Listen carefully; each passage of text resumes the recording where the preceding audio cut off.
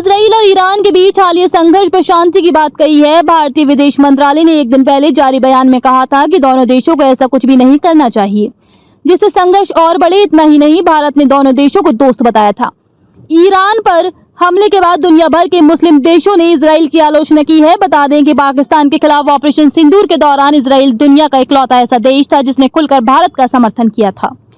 प्रधानमंत्री नरेंद्र मोदी और इजराइल के प्रधानमंत्री बेंजामिन नेतन्याहू के बीच टेलीफोन पर बातचीत के बाद भारत में इजराइल के राजदूत रूवेन अजार ने आशा व्यक्त करते हुए शनिवार को कहा कि भारत में इजराइल ईरान के बीच बढ़ते तनाव को कम करने के लिए मध्यस्थता करने की क्षमता है। अजार ने कहा, भारत के पास दोनों पक्षों के साथ बातचीत के रास्ते हैं। ये वास्तव में भूमिका मध्यस्थता में निभा सकता है। हम भारत के साथ इस ईमानदार बातचीत से खुश हैं जो हमारा बहुत अच्छा मित्र है।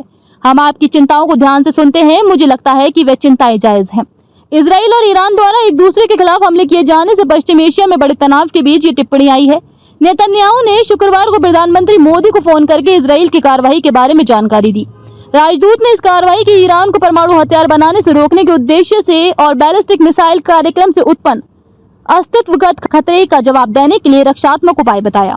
इस बात पर बल देते हुए कि इजराइल के पास निर्णायक कार्रवाई के अलावा कोई विकल्प नहीं था। अजार ने कहा, दुनिया का कोई भी देश इस तरह के हालात पैदा करना नहीं चाहता है। उन्होंने दावा किया कि ईरानी अधिकारियों का एक गुप्त समूह इजराइल को तबाह करने के इरादे से परमाणु हथियार तैयार करने का प्रयास कर रहा था और ईरान के सर्वोच्च नेता अयातुल्लाह खामनेई बार-बार ये बात कहते रहते हैं।